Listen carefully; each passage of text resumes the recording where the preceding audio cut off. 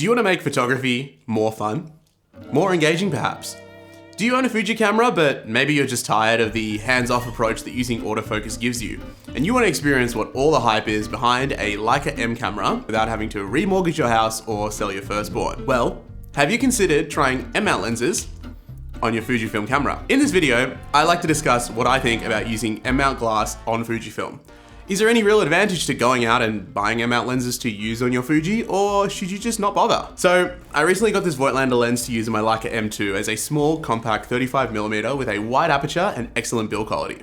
And look, I know, this is not a real Leica lens, right? It was not made by Leica, but at the end of the day, it is still a native M-mount lens, so for the purpose of this video, let's just call it as such. So after trying M-mount lenses on my X-T5 while filming the Leica M8 review, in trying to find out if I could make the experience of shooting the X-T5 more closer to the experience of shooting with a Leica, like with a rangefinder. And since, you know, a lot of people sort of like fixate on the fact that like a Leica, it's manual focus, so because the camera is manual focus, it helps you slow down and all that good stuff. So I wanted to see, is there really any benefit to using manual focus lenses and trying to shoot with manual focus lenses on something like the X-T5? Because what I love about the X-T5 is all of its knobs and dials and everything. It's very tactile. It feels really, really nice. And so I think when you use a manual focus lens, it falls into that ethos of having, you know, all your dials and more of like a pure photography kind of camera, I guess, if you will. I honestly had so much fun shooting with the 35-1.4 Voigtlander lens on my X-T5.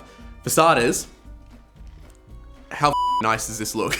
I mean, this is a gorgeous camera, like a really, really beautiful setup with this lens on this camera. It's also tiny. It's really, really small. I mean, the adapter does add a little bit of extra, girth, I guess, if you will, length to the camera, but it's still really, really small. It's so nice and compact, and it's just really, really like, it just feels good to walk around. It's a good walk around camera. That's what I think, at least. It feels like a great walk around camera. So with how awesome the EVF and focus peaking is on the X-T5, manually focusing lenses is actually remarkably easy, and it's so much fun to do as well. So we had a nice warm day recently, and I went for a walk around my neighborhood, and I snapped some photos during the harsh midday sun with the Voigtlander and the X-T5 combo. And as you guys can see, I also saw a hell of a lot of really cool cars around my neighborhood as well, so that's why quite a lot of the photos in this little photo walk are of some really nice cars. Well, just interesting looking cars, I guess, if you will. I love the look of these like two Land Rovers parked side by side, and this really beautiful AU Falcon that's in this gorgeous like maroon burgundy metallic color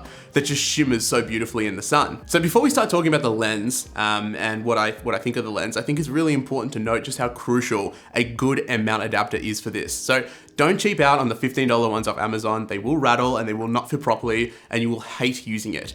And look, while I don't think that you should buy Fujifilm's own adapter, as it is very expensive, this one here that I've got on the camera is made by a company called Earth. And it's extremely solid, and it's really, really well made, and it makes the lens feel like it's mounted natively. It's also really reasonably priced. I paid $60 for it, and I definitely think it's worth it. Just one more thing, I wanted to just quickly jump in here because I forgot to say it in the initial recording, but yeah, you do have to remember that Fujifilm is crop sensor, so you have to multiply the focal length by 1.5 in order to get the actual sort of effective focal length that you'll be getting on your camera. So this Voigtlander 35-1.4 is going to be closer to like a 50-52 mil. Yeah, just one thing to remember. Anyway, back to the video. Now, the Voigtlander's optical design, it's meant to replicate more vintage lenses, and it definitely shows. So the images have this glowy appearance to them, and yet on the 40 megapixel sensor on the X-T5, the detail and the resolution is still pretty damn awesome. There is one caveat though, and that is at 1.4, unfortunately, yeah, this lens sucks at 1.4. I don't really like it at 1.4 at all. Yeah, at 1.4, the bokeh is pretty ugly. Any busy backgrounds will look extremely distracting and really non-cohesive. I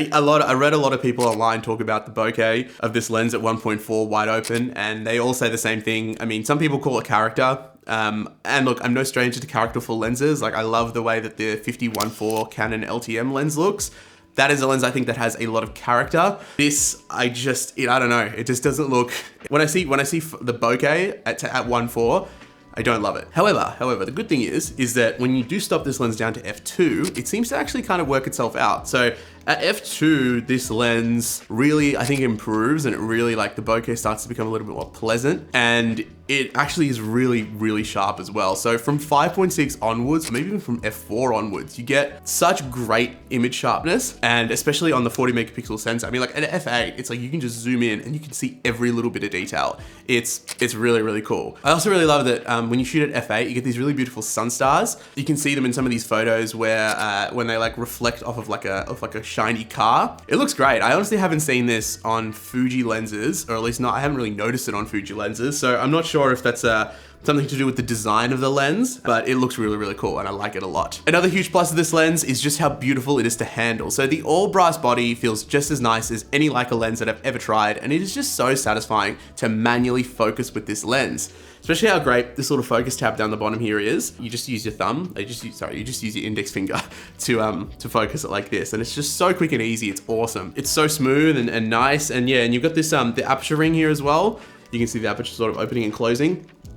Oh, it's just beautiful. It's like, the whole thing's made of brass, and so each click is like nicely defined. It feels great. If you've ever had the chance to use one of these M mount lenses, like either one of these Voigtlanders or like a Leica lens, you'll know what I'm talking about, but they're just really nice to shoot with. They feel great to shoot with. I really enjoy the look of the images from this lens, but it got me thinking, right? Like, what about a Fuji alternative? So, you know, the next direct alternative would be the 35-1.4, but that lens is rather large, and I also don't have one on hand. So instead, let's compare it to the closest lens in the Fuji lineup, and that is, I guess, closest in size. That would be the 35-f2, which is part of the 3 Fujicrons. Now, as you can see, I got mine configured in the Faisal Westcott spec of black body, silver lens, and the matching square hood with the little hole in it. It's, yeah, a bit of a shameful ripoff, but I do really like the way that this thing looks. I think it's absolutely stunning. Like, this is like such a gorgeous setup. I love the panda appearance, and that square hood really makes a big difference in the aesthetics of the camera too. And look, if you're enjoying this video as much as I'm enjoying looking at this camera, please give it a like, as it really helps me out. So this lens really surprised me.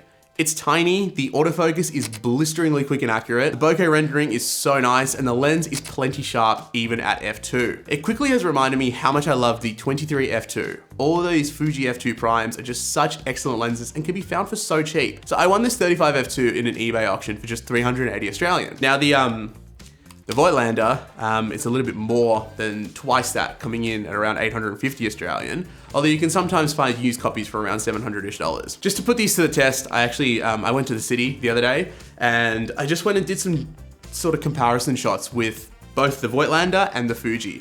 And I wanted to see, is there really a reason why you should buy something like this if you don't already have like an M mount camera, for example, to use it on? Or are you better off just buying like a 35-f2 instead, saving half that money and maybe going on a holiday or buying something else with it? And in my honest opinion,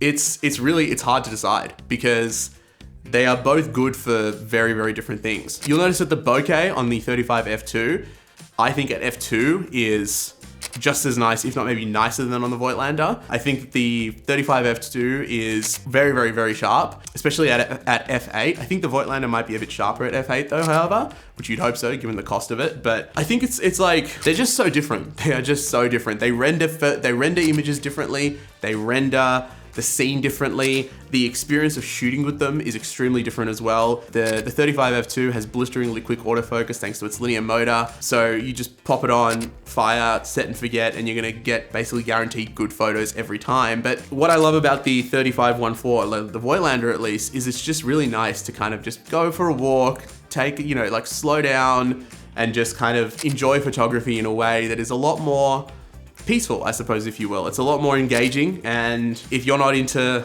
engaging, if you don't need your camera to be engaging, you just want like photos to be in focus every single bloody time and no questions asked, then for sure the autofocus lens is probably going to be the better one for you. But I think if you're using Fuji at the moment, or just honestly if you're using any mirrorless camera, because the great thing about M mount lenses, due to the fact that they have such a short flange distance, you can actually adapt them to everything. So you might shoot Sony or you might shoot Canon, whatever. It's just so much more fun, I think personally, going around and shooting with these manual focus lenses. There is obviously like a time and a place. I wouldn't probably be using these for a professional shoot unless I was, you know, like I guess unless it was like more static subject, but like if there's like people moving around and stuff, it might be, I think if you used it with enough practice, you could probably get used to it. But yeah, this is definitely more so for me, like this would be a great travel lens. And the Fuji, I guess if you're in a rainstorm, it's got weather sealing, which is really, really good too. Have you ever tried either of these lenses out? Do you think you should bother with an M mount lens on Fujifilm? Thank you so much for watching. And if you'd like to see more great photography content, please subscribe. Have a great day. Bye.